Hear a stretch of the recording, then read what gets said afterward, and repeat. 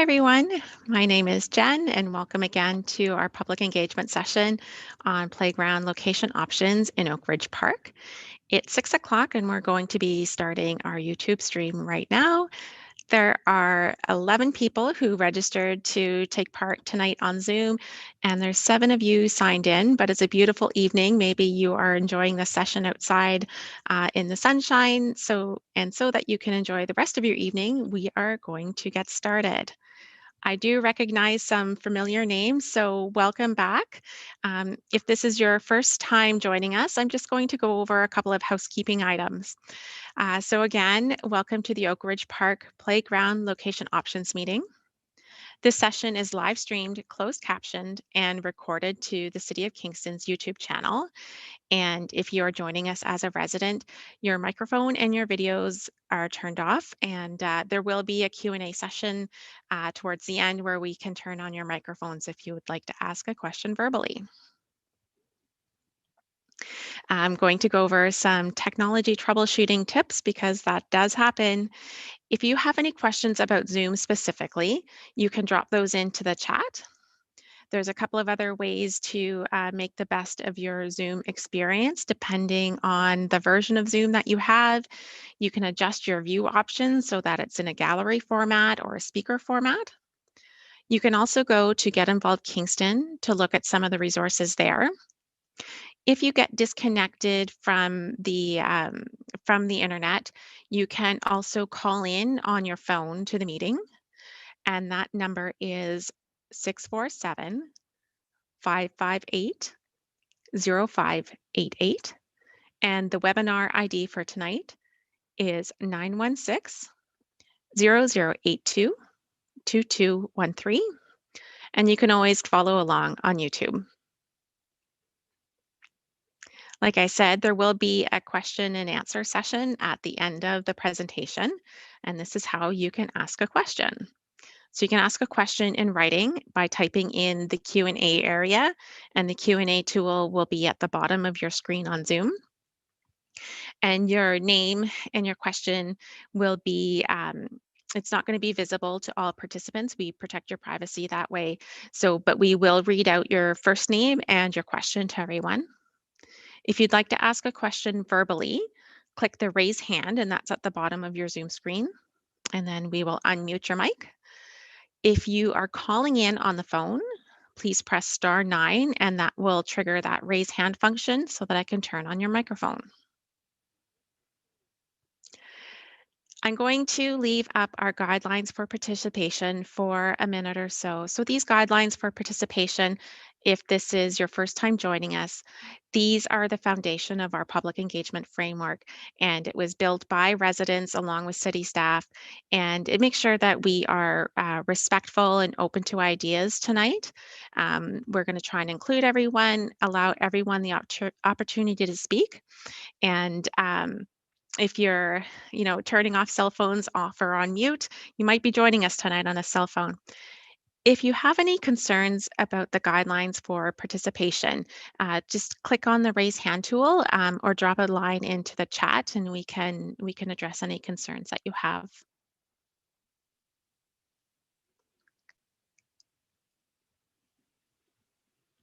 Okay, so before I turn it over to Patricia, I'll just say that we had 11 people sign up on Zoom, and I see that all 11 of you here are with us tonight. So thank you again for spending your evening with us.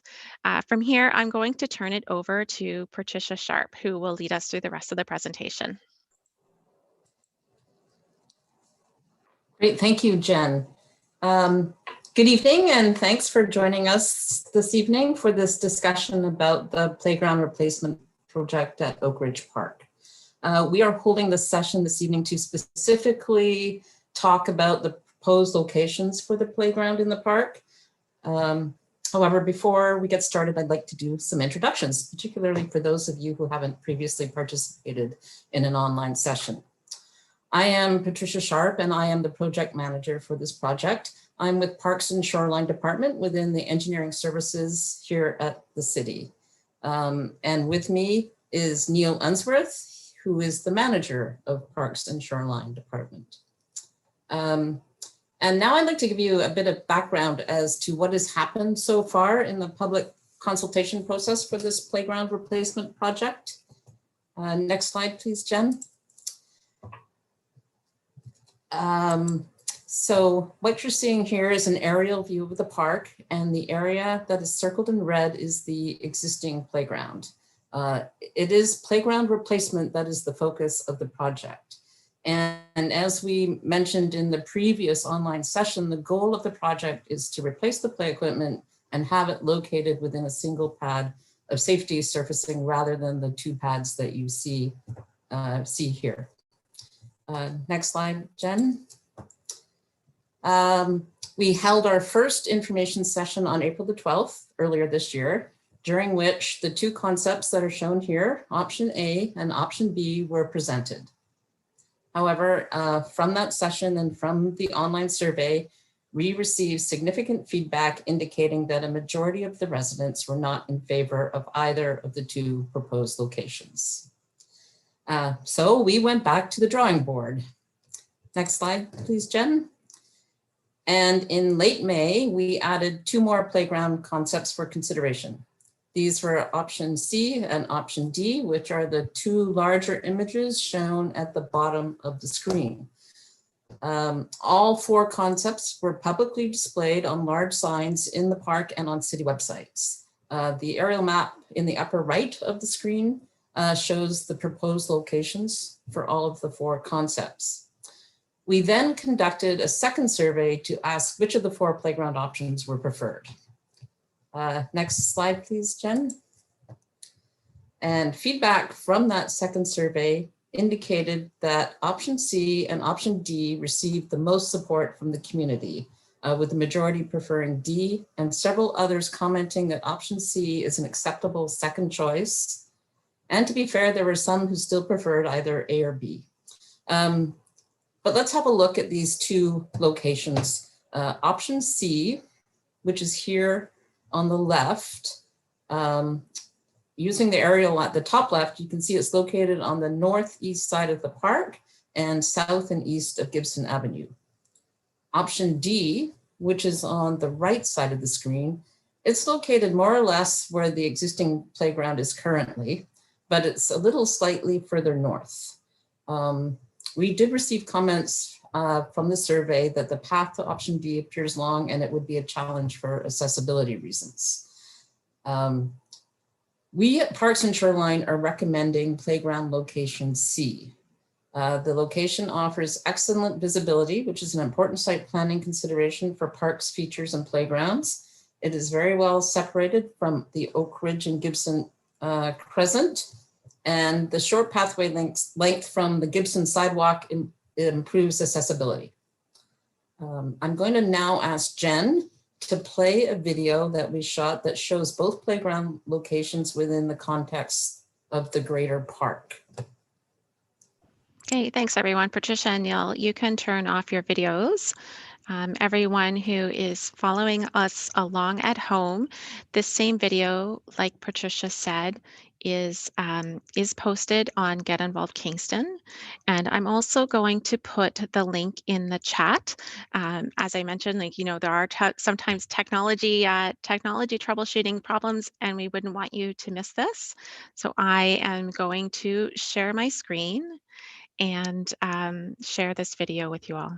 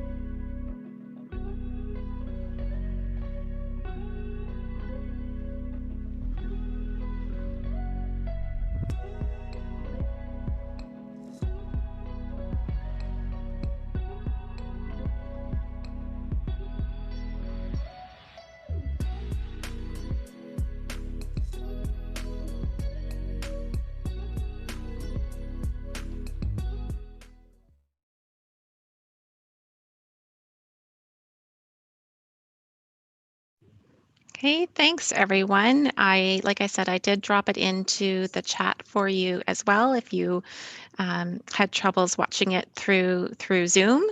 And now just bear with me again. Um, and Patricia, you'd like me to go along to the preferred play equipment slide, correct? Or you could, yeah, I just wanted to say Yeah, for sure. the video that we spray painted the pink X's on the centers of the proposed playground locations.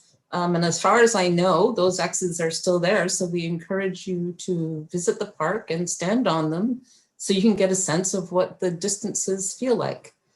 Now we'll head on to the play equipment.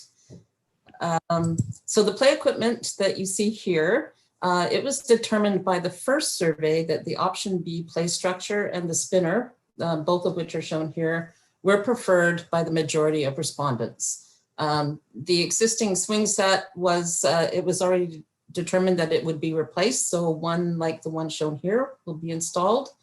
All the pieces shown here are supplied by Henderson Play, which is a Canadian owned and operated manufacturer of playground equipment.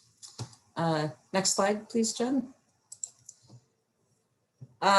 So from the comments we received in both surveys, there was a recurring theme. Many commented that they wanted to have play equipment that is more challenging and meets the needs of older kids. Monkey bars were often suggested, and another quarter of the respondents indicated that they would like to see a picnic table or more benches. So now I'm going to pass it over to Neil, as I'm sure he would like to further expand on what I've said and showed. And once he's done that, then we'll be opening it up for a general discussion.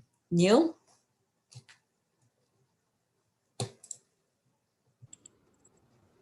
Thanks. So I just wanted to talk a little bit about the elements that are shown on this page. In the top left-hand corner is your sort of minimal overhead climber experience that we will add to most play structures to get a little more upper body, a little more sort of 9 and 10, 11-year-old exercise experience. That's fairly feasible. But what is in the bottom left-hand corner is this very similar element, but it's in a circular pattern, and it has a lot more play value. It has the ability not only to sort of traverse underneath it, across it, on top or the bottom, but it's also a really dynamite place for socializing and hanging out, either hanging or sitting on the top. And that element is made by the same manufacturer, and it's extremely popular with kids kind of 7 to 8, really around that age, up to around 10 or 11. Then the element where the little boy with the blue sneakers is about to jump on is a classic sort of spinner that's attached to the playground structure off the side. But what you can't really see in that image is the size of it. It's actually quite big. It's adult sized. So you could probably get a good 3 kids on there, if not 4. And it's on an angle so that when you spin around the low side and then hug your body in, you can get around the top side, and it's kind of like swinging when you extend your feet out. So it has a tremendous amount of play value. It takes up a lot of space, and also it has quite a bit of cost to it, but it has a lot of play value. We would typically do something like that on a junior senior combination that's larger and for more like a community park. But I wanted, these 2 elements came to mind after we went through all the data and all the feedback, specifically because they happen to be installed in a play structure that's located in Frontenac County that my family goes to very regularly.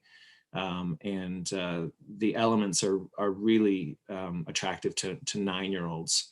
In particular, I can tell you they have a ton of play value. And so they would add a lot to a structure like this, but there are some costs and involved, not just for the actual element, but also we would have to make the space a little bit bigger as the fall area for safety surfacing grows a little bit.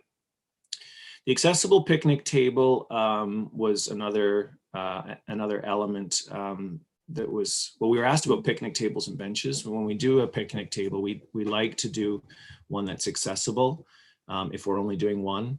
The challenge with that is the space required for a full electric scooter, which people with disabilities sometimes have, is quite large. So the cost for and the space required for an accessible picnic table with the concrete underneath is quite significant.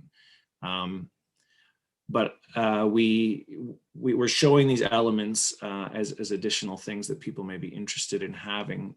So, and then the third item we heard a lot about was additional shade trees and buffering, whether the buffering was to neighboring properties or to nearby or to the nearby Gibson Avenue. There was a lot of comments that suggested it would be great to have even more buffering for shade and for kind of creating a park-like enclosure and to sort of corral the park users into that space, sort of just visually. And the next slide, please, Jen. Yeah, so as Patricia's mentioned, we did receive feedback from the community, but also about the length of the pathway for Site D. It was something we were concerned about originally, and we sort of mentioned that in one of the earlier public meetings, but it's a long way down there. We are obliged to consider accessibility when we do playground structures and park elements, and we would like to build a pathway to either of the playground locations, but the one down in location D is about 60 meters farther down into the park. So to give you some perspective, if you were to walk off the end of the Gibson sidewalk, it would be like walking the length of a soccer field or a football field to get to the playground. Whereas when you walk down to go to location C, it's much more accessible. It's only about 30 meters to get down to there. And I guess we heard that from our accessibility committee. So we're kind of stuck wrestling with how to do this the right way. And that's one of the main reasons we recommend location C, is just so that for people who have disabilities or mobility issues, or even older adults who can't go as far as quickly, getting down to C is a lot easier. So the other question we got from the community more than once, a number of times actually, was that option D looks more expensive to build, and it's true, it is. That additional pathway length is going to cost the city a fair amount of additional funds. So they asked if we chose option C, could we use that additional money to add more play elements or park elements? And so today we're here to say the answer to that is yes. The city would entertain growing the play structure. We specifically really like those two particular pieces of climber and spinner options because they will actually fit the structure we've already got community consensus on, rather than going back and starting with a complete blank slate, which I think it will undermine the sort of trust we're trying to build in the community. So I think we stick with the play structure the community has said they like, and if we choose option C, we'll be able to add those two features. And one is the sort of overhead, we call it a donut climber. It's just dynamite to hang out on and sit in and talk and climb on. And then of course there's the spinner feature, which has a lot of play value as well.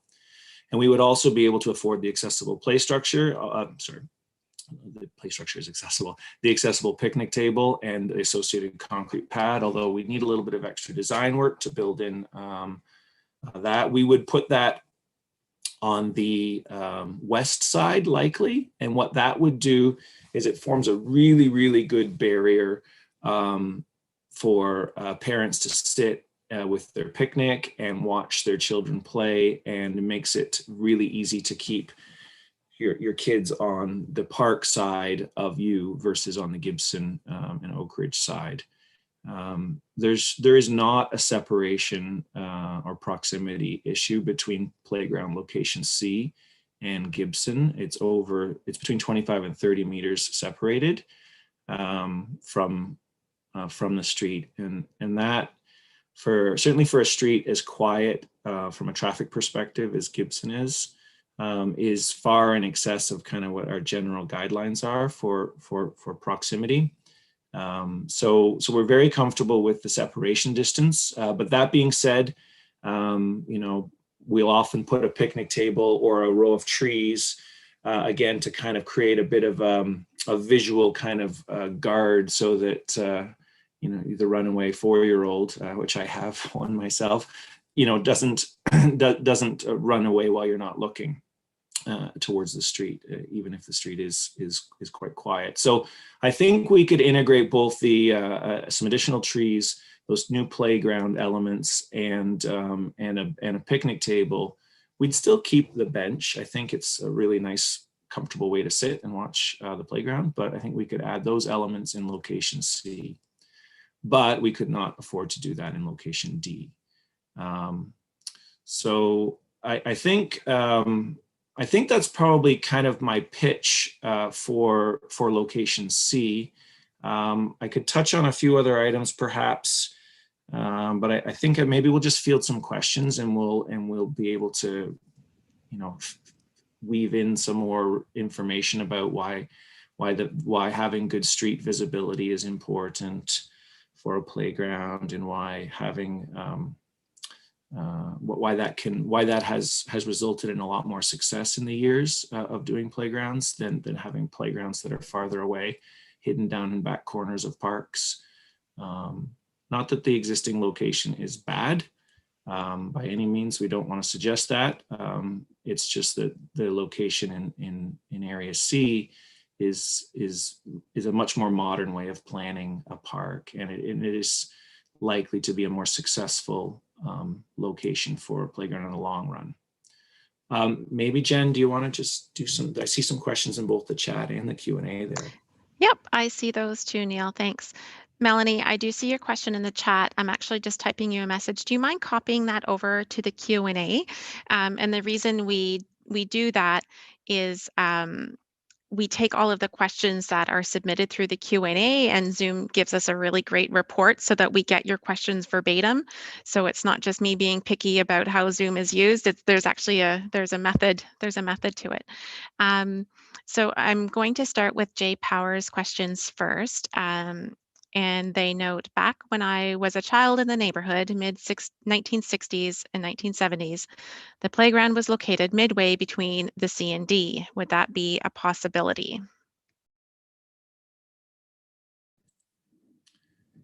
Hi, Jen, I can field that question.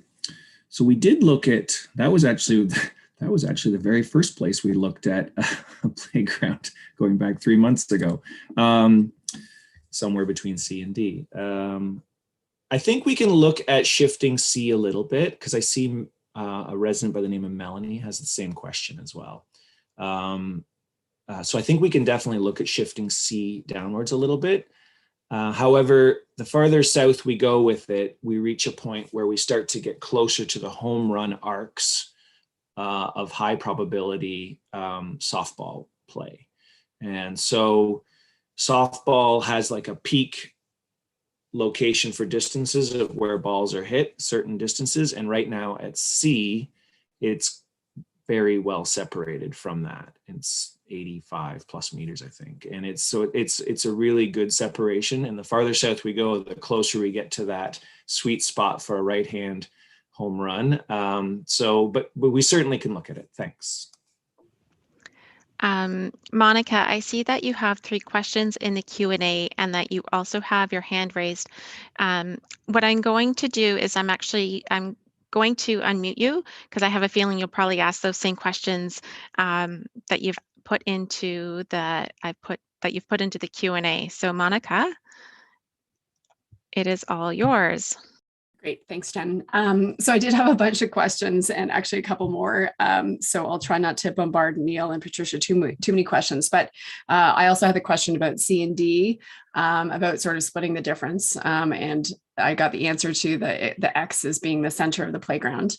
One question I had, and I think Neil, maybe you addressed this already, but if you could just clarify, will the different types of monkey bars that you propose, like the circular versus the sort of I don't know, curve, and the other elements, will that affect the amount of the play structure that there is left for younger kids? Because my kids do not have the arm strength to do monkey bars. So that would be one question. You also talked a little bit about trees and shade, and I think that's one big benefit of location D, is that in the morning, sort of through midday, it's quite shady currently. And so my concern is, as much as I love the new trees that have been planted at Oakridge, my kids are going to be having their own kids by the time they're available to actually create any shade. One quick comment. Sorry, I'm going to try and get these all in at the same time. I understand your concern about softball, but we're there almost all the time, and softball is sort of a very seasonal and evening sport. So, in the middle of winter, softball's obviously not an issue, but you can still use the play structure. And then my last question would be, you keep talking about successful playgrounds. It'd be really interesting to know what your measure of success was. So if maybe you're able to speak to that, that'd be great. Okay, that's it for me. Thanks. Neil, I have the additional elements slide up, but if you need me to go back to any of the playground equipment, just let me know. Should have muted myself. I was scribbling. I'm sure you could hear me tearing up the page over here.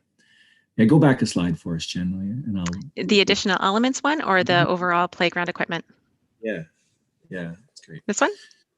Yes, please. So thank you. I'll try and capture all these questions. So yes, we would not propose to change any of the original playground structure. Both the Henderson structure, and then we also proposed something called ABC. That's another company.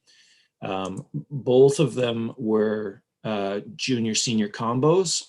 So they have kind of that range that's good for 3-year-olds up to like 8-year-olds, 9-ish maybe. And a lot of play value in that sweet spot, but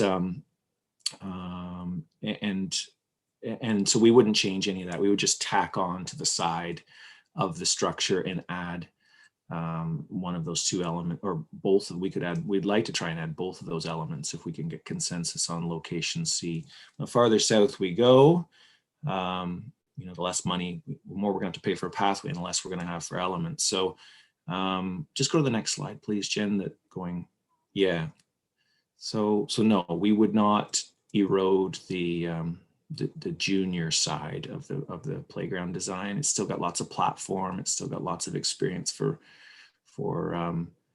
kids who are just sort of that next notch above toddler. Yeah.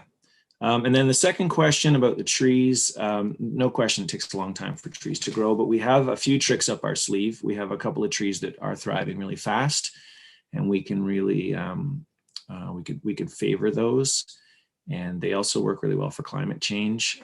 They seem to like the heat and the drought. So we would just pack them in to try and compensate for some reduction in local mature tree cover. I will say in location C, there is actually certainly in the morning there is actually still quite a bit of cover.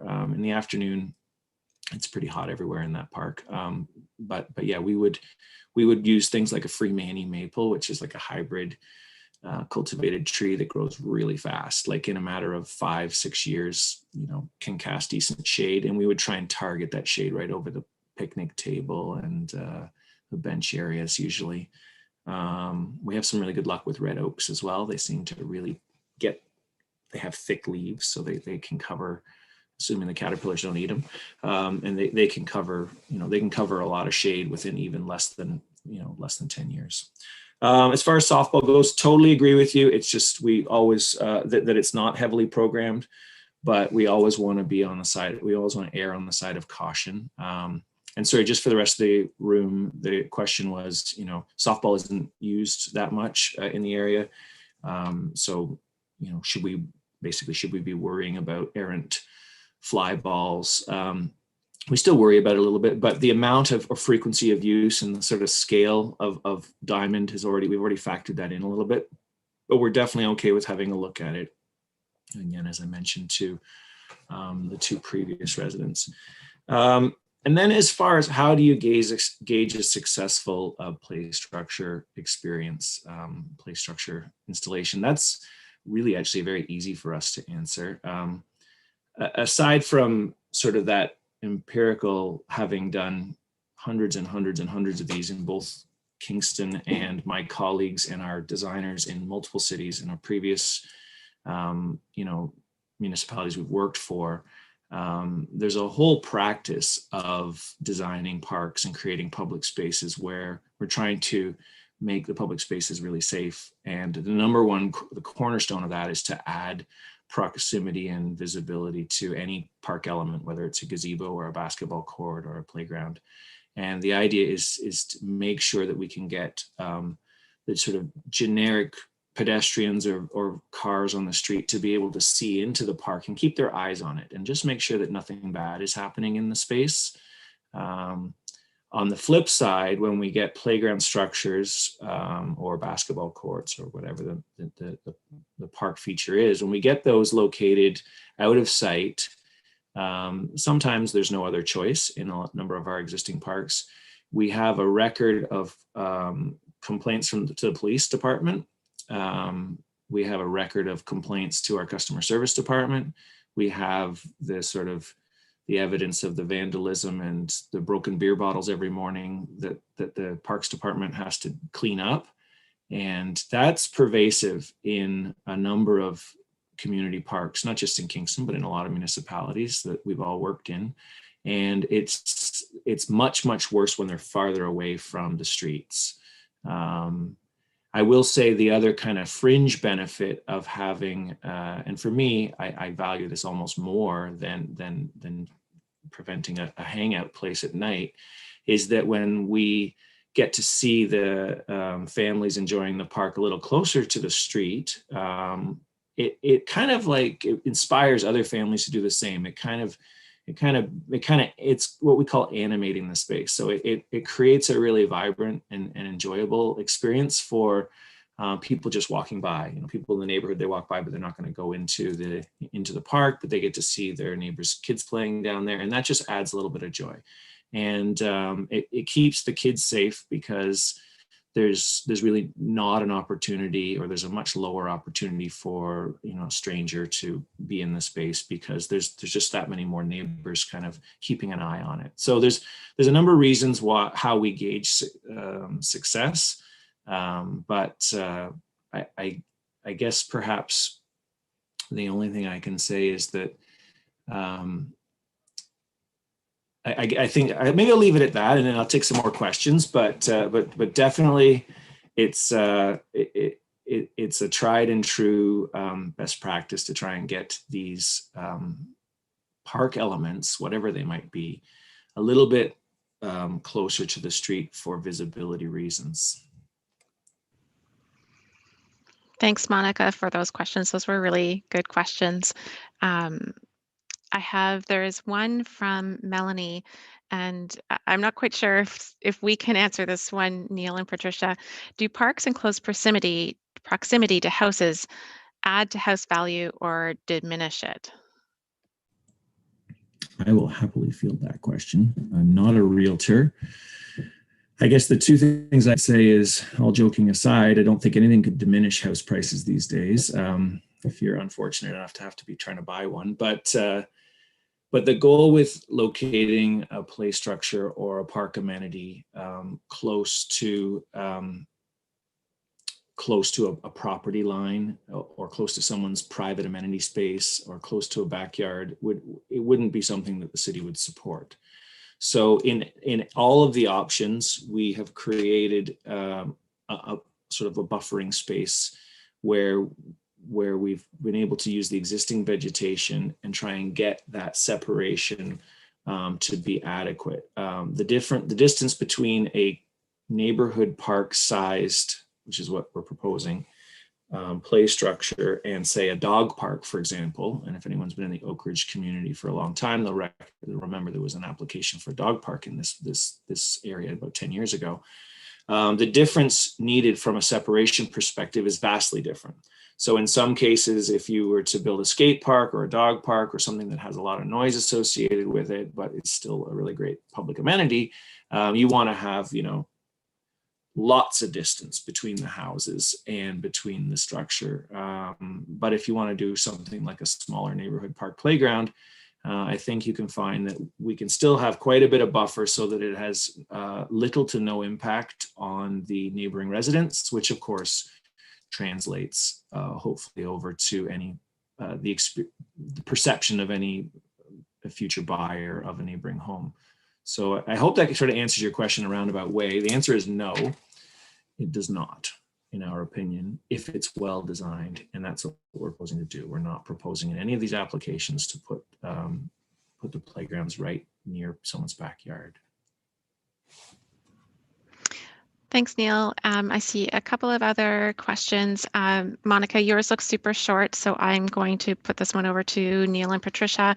It's, what is the timeline for these improvements?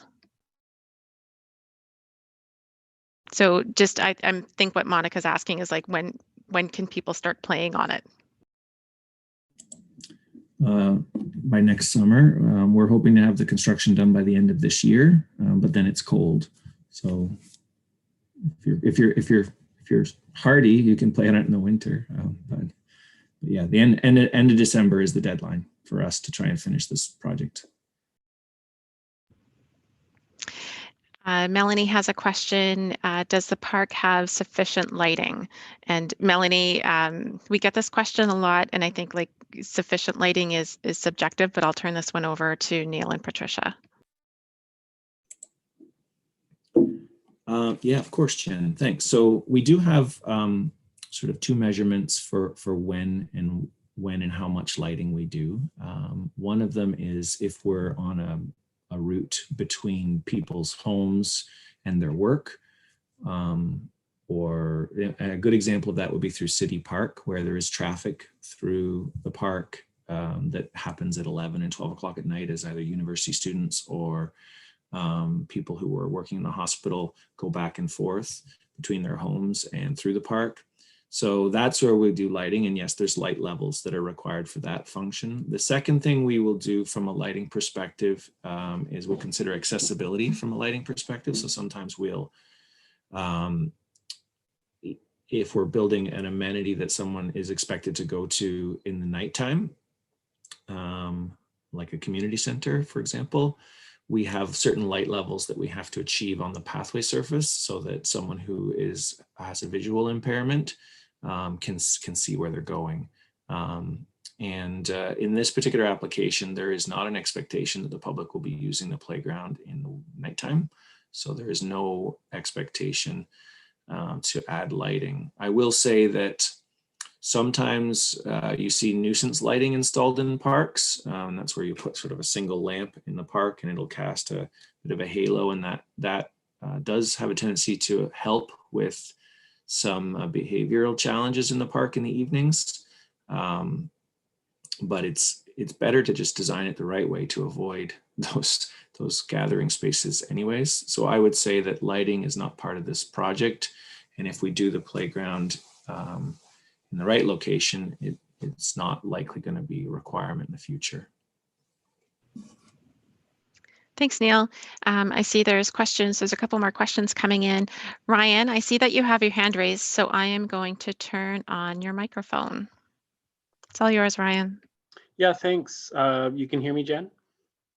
Awesome. I just wanted to say, I think this whole consultation process was, from my perspective, a success already, because I'm really impressed that you listened to the community in terms of everyone I've spoken to, and of course myself and my family agree that A and B weren't good locations, but I also think C or D would both be good. I actually prefer D, and that's maybe because that's where the park is now. But I really like option C, partly because you're considering adding additional elements to make the playground bigger, because what I found with the two types of playgrounds originally is they were a little bit on the smaller side, and I realize that's budget related. But if we're able to come to spot or position C with more structures or a bigger playground, I think that's a really good option. And I agree that the distance from the baseball field is a concern. So a little farther from that is also kind of good. So overall, I do prefer D, but I really appreciate how we've moved to the C or D decision and considering adding additional elements. So thanks. Thanks, Ryan, for that. I do a lot of public engagement with the city, and it's always humbling for us to come back as city staff to go, we heard you, and we heard you that we didn't get it right the first time. So we know it takes, Neil's kind of chuckling away. And I'm not sure if you were at that first meeting. And yeah, we heard you. So thank you. Definitely appreciate that feedback, that you appreciate that we're taking this extra time. So from a communications and engagement side, I definitely appreciate that remark. I'm Yeah. going to go, oh, sorry, Ryan, did you have something to add? No, just thanks. I realize it makes the process longer, but I think it's really good. And I think the new structure will benefit littler kids, and the new elements that are being added will also benefit some of the older ages. So it looks great. Thanks, Ryan. I'm going to go over, John, you have a question that you've written in. Other than the lack of public support, what factors drew you away from option B? B is sheltered, makes use of a part of the park that is hardly used, less likely to interfere with other park users. Mature trees are already present, likely safer from cars than option C. Thanks for all your hard work and input into this project. And John actually wrote that, I just didn't add that in. So Neil and Patricia? Yeah, thanks, Jen. I won't bother going back through the slides for people, but the semicircle or the horseshoe shaped center section of land that's bound by the Oakridge Gibson Crescent is the location I believe that John is referring to. And we had kind of a football shaped playground structure in there. And it would certainly add a lot of animation to that space. And that's why the consultants thought it would be exciting. It also came, with the possibility of additional sidewalk. It is not as well. All of the locations that we proposed were safe for children to play in. We wouldn't have proposed any that weren't. So it was closer to the street than location C is proposed to be, but it was well back of our normal kind of separation distance for a street of this sort of scale and for this kind of scale of play. So I was comfortable with option B when the designers talked about it, but we're leaning away from that location because the community wasn't really interested in that location as much. We did have some interest. We had interest in location A as well. But after we showed all 4 locations as potential candidate sites, it was overwhelming that the community wanted most of the neighbors wanted to see it in either C or D. I think I would just leave my response at that. Thanks, Neil. I hope that answered your question, John. Ajay, I see that you did type a question into the chat. I'm going to ask you just to put it into the Q&A so we can make sure that it's reflected in the public engagement summary. But Ajay's question is, are funds allocated for the project?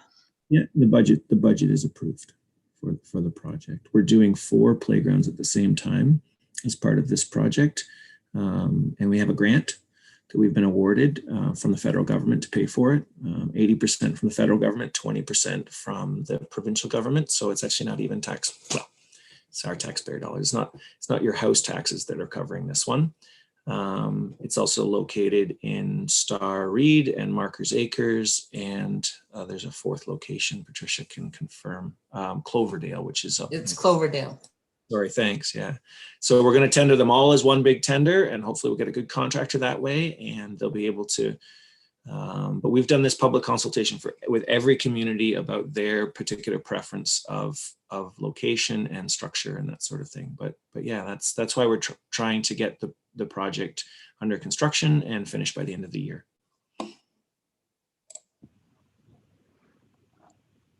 I don't see any other questions right now. Oh, hi, Don. I see that you've got your hand up. I'm going to turn on your mic. Hello, can you hear me okay? I just wanted to make 2 comments and then just ask one question. My first comment is very similar to Ryan's, but I think that the city staff have done a great job on this particular consultation process after the first meeting. And I think I was aware that there was a lot more thought put into the various aspects, and there's a lot more knowledge in the consultant's experience and city staff experience than maybe we as the public always recognize. And so I came to appreciate that a lot more. That's my first comment. My second comment is in relation to accessibility, and it's coming up more and more, and I won't go into a lot of details, but it's sort of been a sideline engagement for me, probably almost a decade now. Recently, they've moved into the idea that we're not actually doing accommodations. We're factoring inclusivity from the inception of the design of something. And that's across the board in everything that they design in accessibility. And so I just wanted to be clear that to do a long pathway to a destination is not necessarily accessible function and inherently inclusive or accessible. So there would still be issues with a long pathway to D that are not just about having a flat surface for a mobile device or someone with a walker or a cane or something to travel properly. It would still deny people traveling together, possibly.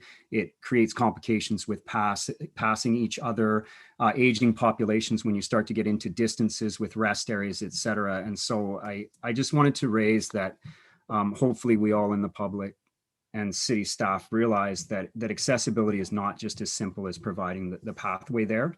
And then my third comment was probably for Neil, but I had wondered if it ends up being option D. I know for the KMP trail, large boulders, large flat stones were used as sort of rest area along the way of the pathway. And one of the questions I'd wondered was whether or not those types of options are affordable or possible also as play elements as well for kids. So there might be, I don't know, more dynamic to a long pathway. Thank you.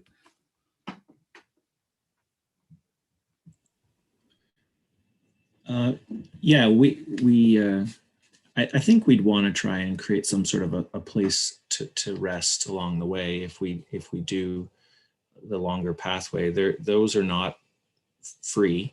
They're as much as a bench, more or less. So they look different. They serve kind of a bit of a different function. But yeah, if the community is insistent on location D being the place where they want the playground to be, and at the end of the day, this is a decision that your community needs to make. Then yeah, we would try our best to make that long trek as doable as possible. But let's be really clear that if you are not able to walk 100 meters one direction and 100 meters back, plus the distance to your car or your home, you're not able to go down there with your grandkids. And that's something that I would strongly recommend that we think about a location C, which is much closer and much more able to be used for accessibility reasons. But yeah, no, we would try our best to make it as inclusive as possible, of course. We're going to be taking in feedback over the next couple of weeks, and Patricia or Jen will explain this later, but tonight's not where the decision is going to get made. We'd like you to think about it and talk to your neighbors and, then go online and provide some comments later. It's not really a survey, but it'll function essentially the same way.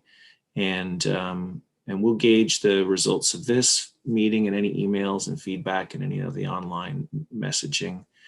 And if we have community consensus for option C, we're going to build that, and we're going to add some additional elements because it's cheaper to build than the long pathway. Plus, we'll solve the accessibility dilemma.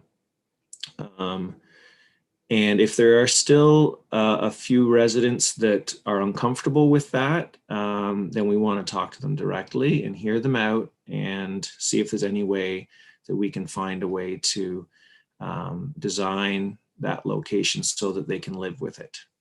We're not going to get 100% satisfaction across the board, and that's not the goal, but we usually aim to try and make everyone happy if possible, if not at least get everyone happy, and then the minority can at least say that they can live with what we've got on in the plan. There's a few more questions there, Jen, if you want. Yep. Jay, I see that you have your hand raised, so I'm going to turn on your mic, and then I see that there's a couple of extra questions in the Q&A. Oh, Jay, you put your hand down.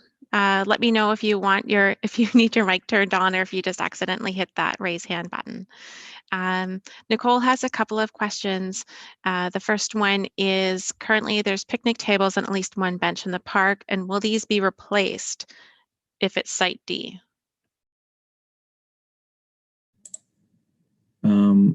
We can have a look at that, actually. We don't know the condition they're in exactly. They were not part of the proposed improvement. Am I muted? Sorry, Jen. You were just cutting in and out a little bit, so maybe just start over.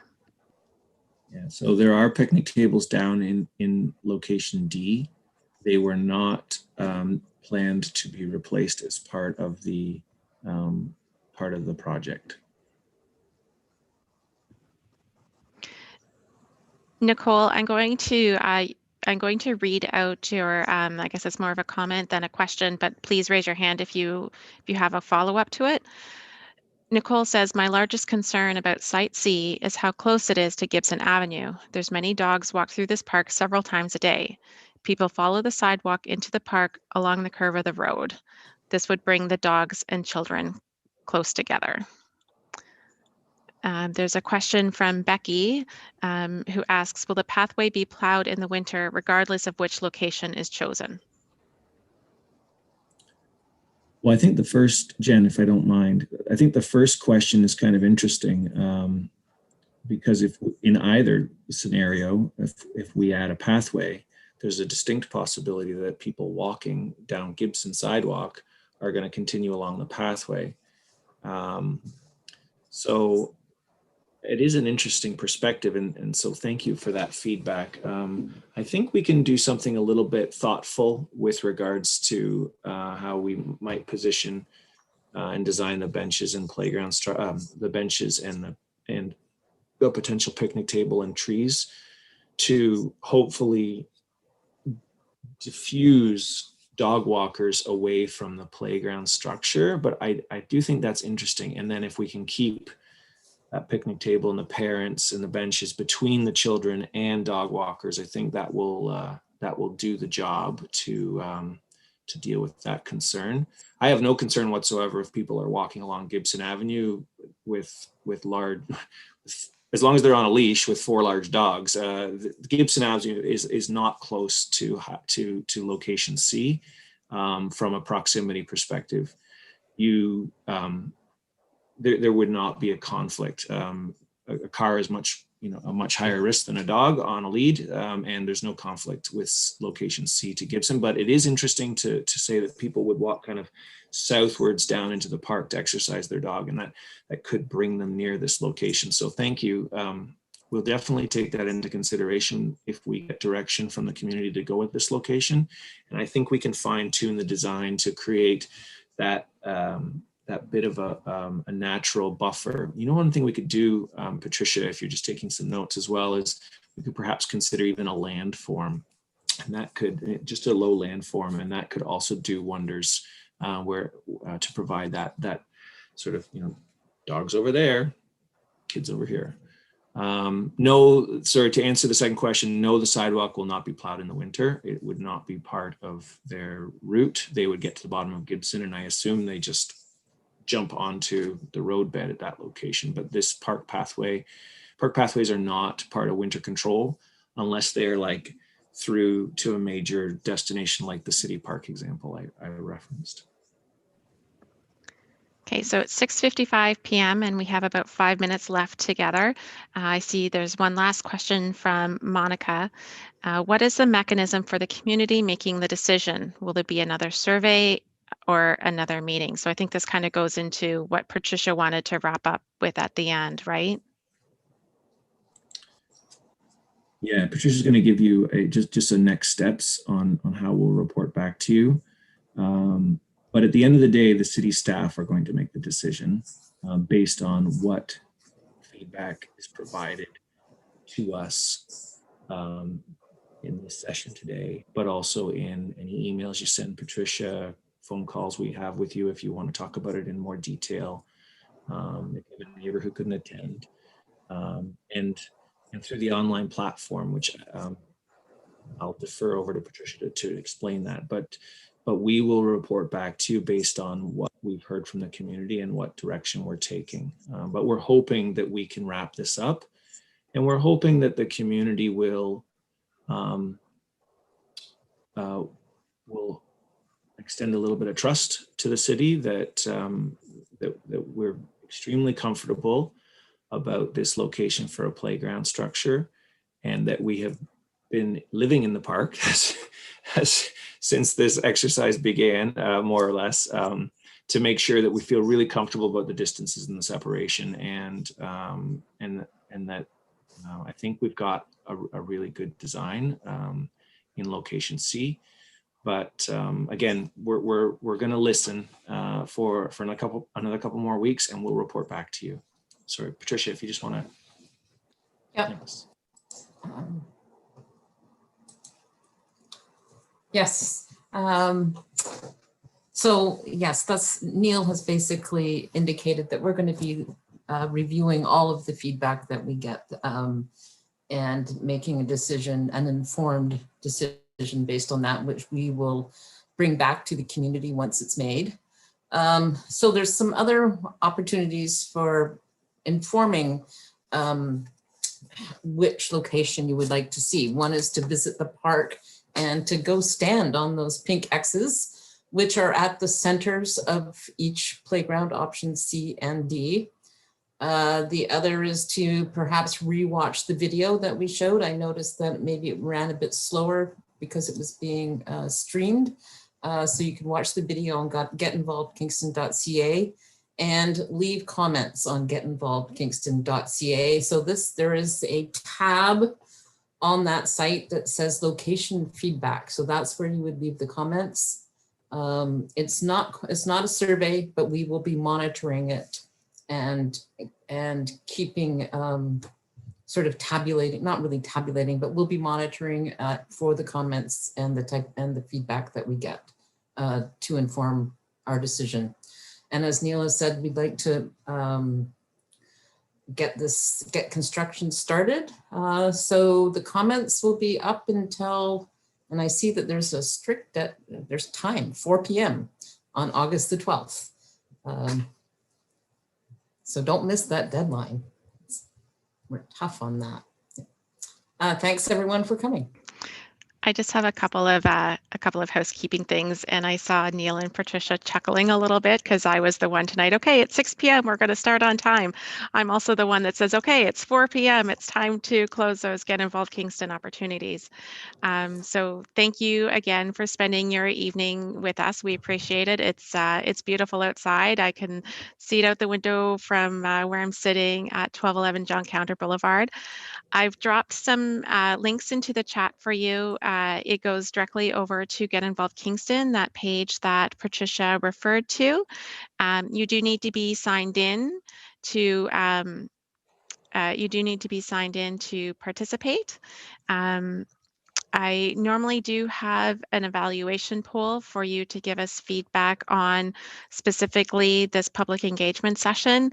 But speaking of technology troubleshooting issues, I'm not able to pull up my poll, and it seems to have disappeared. A couple of other things: if you needed to leave early or you joined late, this video is available on Get Involved Kingston and on the City of Kingston's YouTube page. And that's all that I have for the evening. I see a couple of you have already dropped off. I hope you're out enjoying the sunshine. So on behalf of the city, thank you again for taking part in this engagement session. Have a good evening.